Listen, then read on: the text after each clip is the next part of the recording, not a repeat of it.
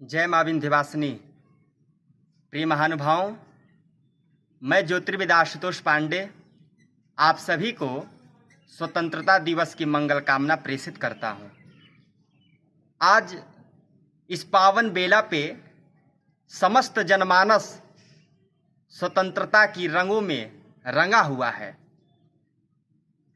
लेकिन इस हर्ष और उल्लास के बीच में कई ऐसे राष्ट्र हैं जो हमारे देश को मिटा देना चाहते हैं।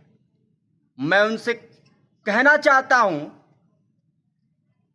कि जो आप हमारे राष्ट्र पे आंखें गड़ाए हुए हैं और उनकी ये इच्छा है कि वो मेरे देश के अध्यात्म को नष्ट कर देना चाहते हैं, मेरे देश के संस्कार को नष्ट कर देना चाहते हैं, मैं उनको चुनौती देना चाहता हूं मित्रों कि आज से 1,98,58,05,119 वर्ष पूर्व जब सूरज धरती पे पहली बार आया था और दुनिया के देशों ने आंखें नहीं खोली थी, उस समय भारत दुनिया को दिशा बताने का काम करता था।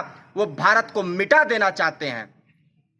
आज से 17,28,000 वर्ष पूर्व सतयुग बीत गया, 12,96,000 वर्ष का त्रेता बीत गया, 8,64,000 वर्ष का द्वापर बीत गया और कलयुग का 5,119 वर्ष बीत चुके हैं। ऐसे ऐसे 4 युगों को मिलाकर एक चतुर्युगी होती है, ऐसे ऐसे 71 चतुर्युगी को मिलाकर एक मनवंतर होता है, ऐसे ऐसे 6 मनवंतर बीत चुके हैं। 7वां मनवंतर चल रहा है, 7वें मनवंतर की 27वीं चतुर्युगी चल रही है, 27वें चतुर्युगी का कलयुग चल रहा है। कलयुग के 5,119 वर्ष बीत गए, तब भी भारत था, अब भी भारत है और कल भी भारत रहेगा।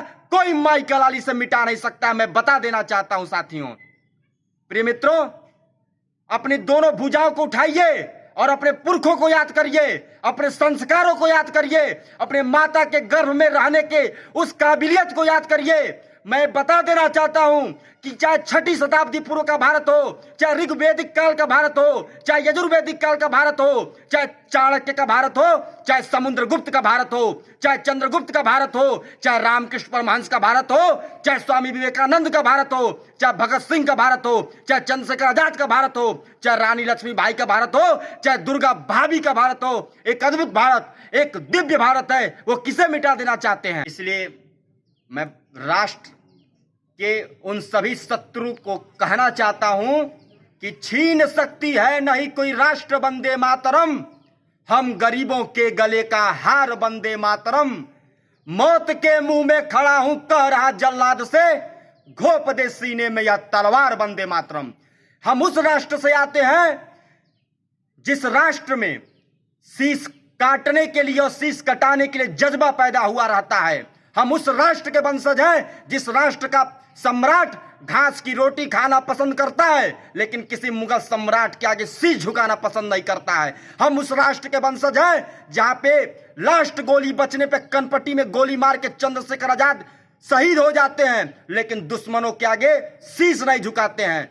हमें गर्व है अपने राष्ट्र पे। और एक बात और बताना चाहता हूं मेरे मित्रों कि आज तक भारत के किसी कैमरे ने किसी शहीद के पिता को रोते हुए नहीं देखा होगा। हम उस मिट्टी के वंशज हैं। आज स्वतंत्रता दिवस के शुभ अवसर पर भारत का प्रत्येक युवा यह संकल्प लेता है कि हम तन से, मन से, धन से राष्ट्र की सेवा करेंगे, राष्ट्र की रक्षा करेंगे और राष्ट्र के लिए शीश भी कटाना पड़े तो पीछे नहीं हटेंगे। पर मैं इस राष्ट्र के युवाओं को संबोधित करते हुए यह अपील करता हूं, हमें आज इस पावन बेला पे संकल्प लेना है। और एक बात और बताना चाहता हूं, मैं जब से नर्सरी से LKG, UKG 1 2 3 जब से मैं स्कूल में 15 अगस्त 26 जनवरी को यह संकल्प लेता रहा हूं और सब लोग लेते हैं, लेकिन केवल संकल्प लेने से कुछ नहीं होने वाला है।